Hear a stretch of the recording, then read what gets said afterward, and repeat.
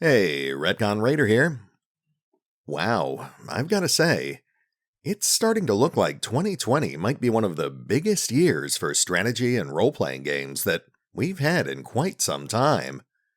I mean, we're barely through February and we've already been hit with a deluge of announcements and launches for all sorts of interesting new games.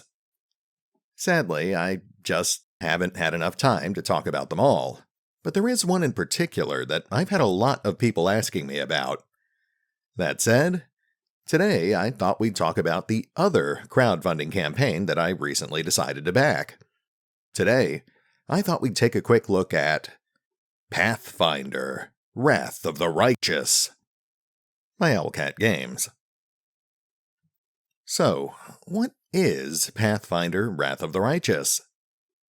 Now, let's be honest here. If you're following my channel, then you've probably already heard about this game, or at least its predecessor, Pathfinder Kingmaker. Still, on the off chance that you haven't, let's go over the basics. Much like Kingmaker, it's an isometric CRPG inspired by classic games like Baldur's Gate and Neverwinter Nights, featuring real-time with pause combat, a rich and complex character building system, and a heavy focus on both exploration and reactivity. Much like the previous game, Wrath of the Righteous will use a real-time adaptation of the popular Pathfinder tabletop role-playing system.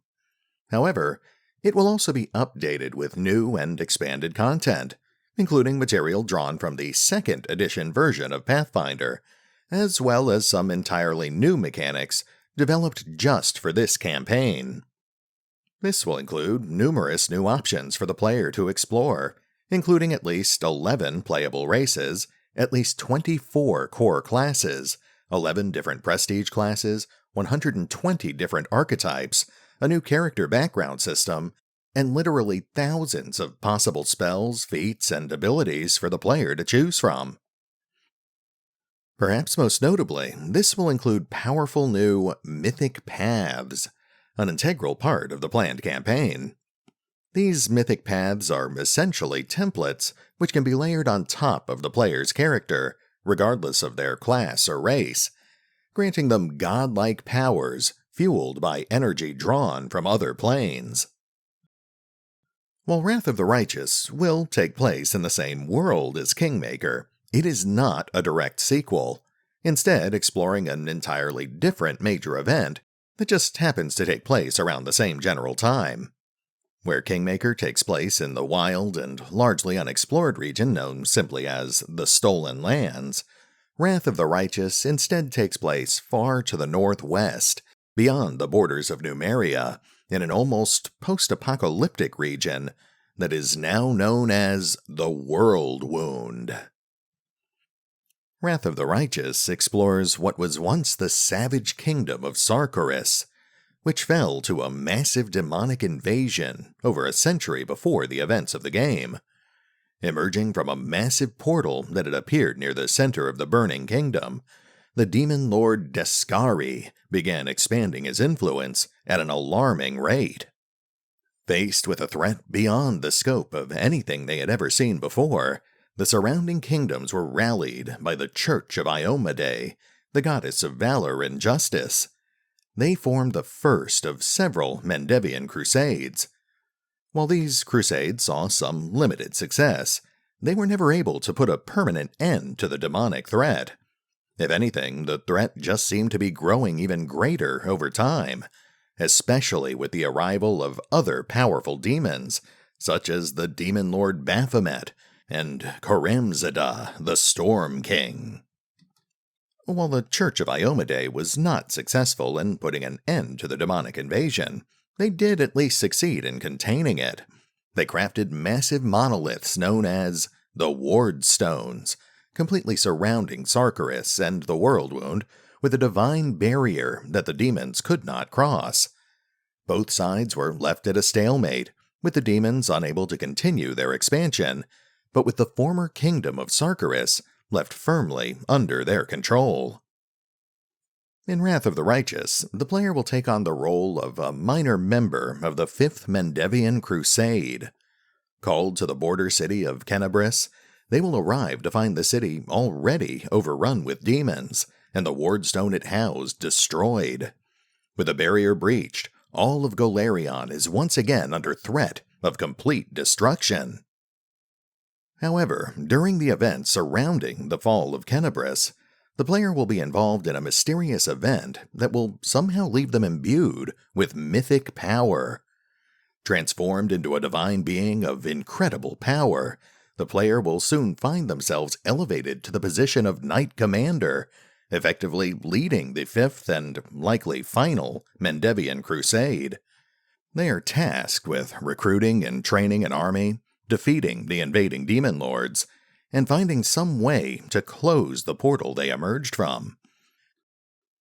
Now, from a gameplay standpoint, Wrath of the Righteous will obviously play very similarly to Pathfinder Kingmaker. It essentially uses the same overall system, but greatly refined and enhanced to provide a more expansive and immersive experience. The developers learned a lot while they were making Kingmaker, and they're hoping to use that experience to make Wrath of the Righteous an even bigger and better game. This will include numerous general improvements, such as less bugs, more reactivity, improved enemy AI, and more in-depth tutorials and tooltip support.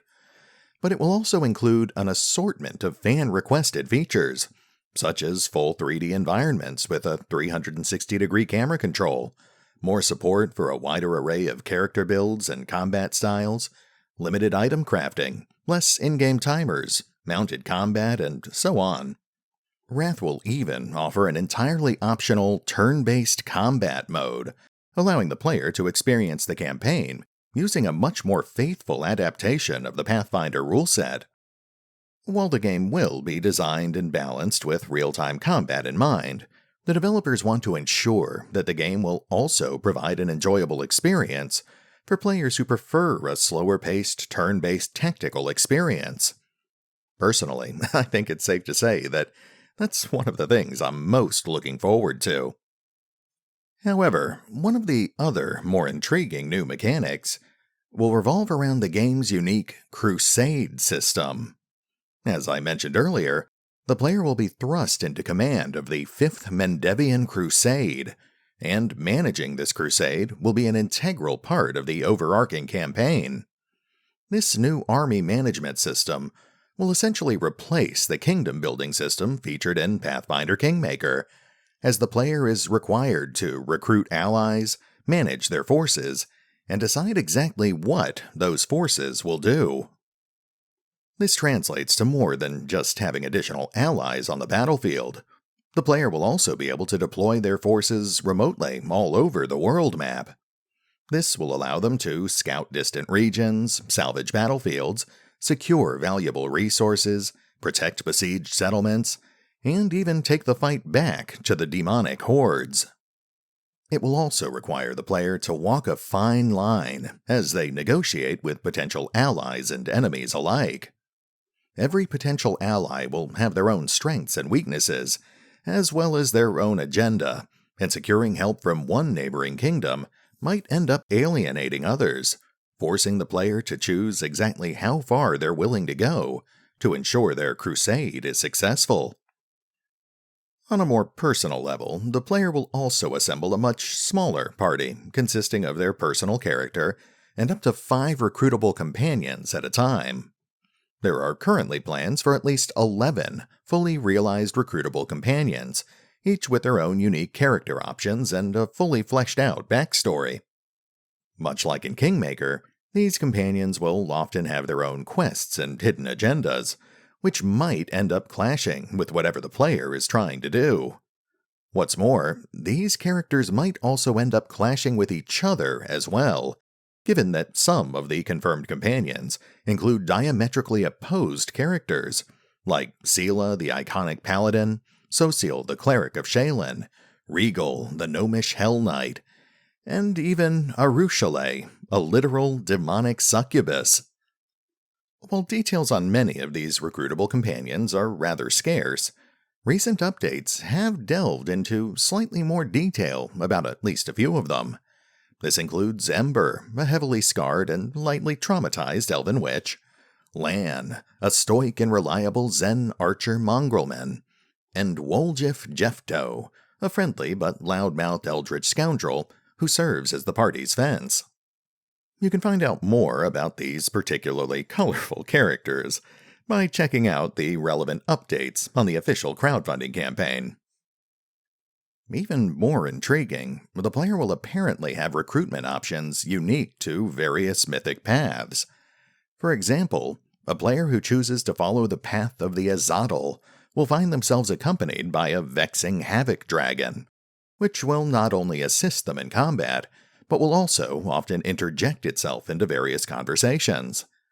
Meanwhile, players who choose to instead pursue the much darker path of the dreaded Lich are likely to find their companions abandoning or even outright turning against them.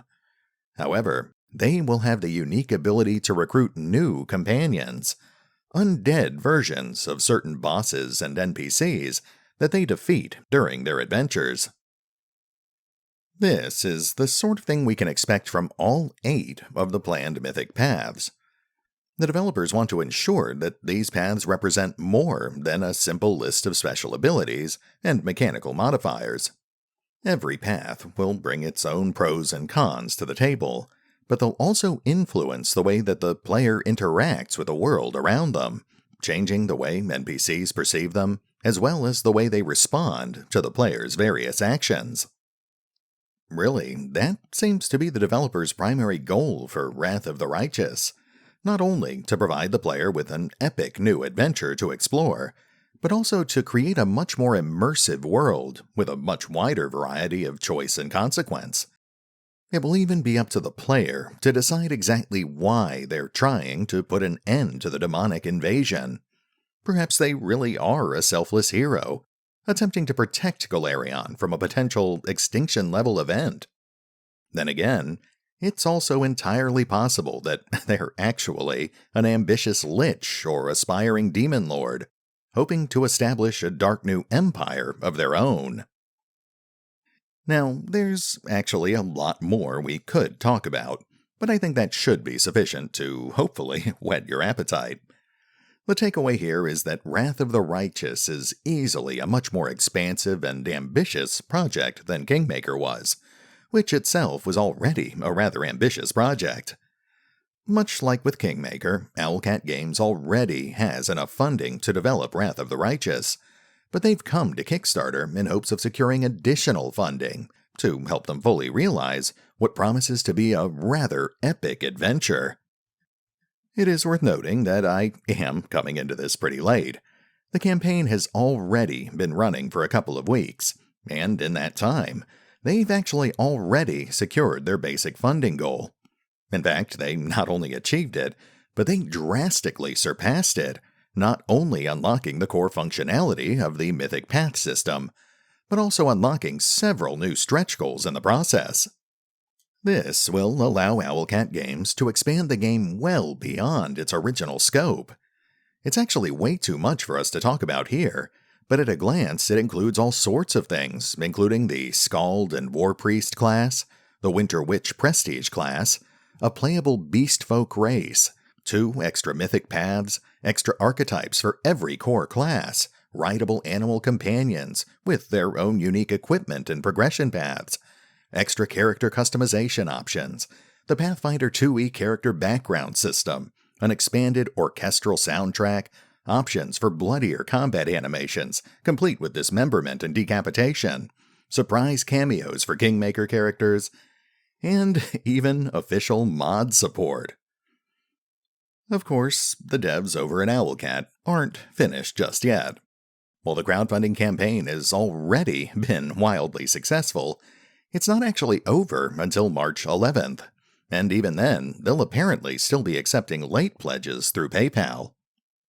This gives us an ample opportunity to continue unlocking additional stretch goals, with the next one, set at $1.39 million, unlocking the sturdy Oread as a playable race, as well as Spanish-language localization. The developers also have additional stretch goals planned beyond that, but they're keeping them under wraps for now. As with most conventional crowdfunding campaigns, backing the project will offer an assortment of different rewards. Backing at lower tiers will provide a host of digital goodies, including things like art books, soundtracks, in-game items, and, of course, one or more copies of the actual game itself. At higher tiers, rewards will also include things like beta access, as well as the usual array of physical goodies, including stickers, pins, figurines, t-shirts, and a physical boxed edition, for those of you who like to have something you can display on your shelf. Given that the crowdfunding campaign has already been successful, and assuming nothing goes wrong, Owlcat Games is hoping to have Wrath of the Righteous ready for launch sometime in mid to late 2021. They're currently planning to launch the game on the PC platform through both Steam and GOG, but they haven't ruled out the possibility of supporting other platforms as well. They're also hoping to provide language support for English, French, German, Chinese, and Russian, with the possible addition of Spanish as well, once that next stretch goal is unlocked. At any rate, I think that just about covers all the basics, so let's go ahead and start wrapping things up, at least for now. One last thing I will say, though, is that, as with all the crowdfunding projects I promote, I wouldn't be doing this if I hadn't already backed this project myself. Personally, I loved Kingmaker, and while it obviously didn't have the smoothest launch, I think the devs over at Owlcat Games have more than proved themselves by sticking with it until they had buffed out all those rough edges. While I do have some concerns about the incredibly complex and ambitious scope that they seem to be promising for Wrath of the Righteous, I'm not actually all that worried. The devs have shown themselves to be both capable and committed, and I have no doubts that they'll end up delivering another incredible RPG experience. I mean, heck, even the pre-alpha footage that they're showcasing for the Kickstarter campaign already looks pretty impressive, so I can only imagine how much better the final product might be. Then again, as always, you obviously don't have to take my word for it. If you think that Pathfinder Wrath of the Righteous is the sort of game that you might enjoy, then I strongly encourage you to go check it out for yourself. You can find out more about the game by visiting the official website, the official Discord server, the official Facebook page, the official Twitter feed, or the official crowdfunding campaign over on Kickstarter. As always, links are in the description.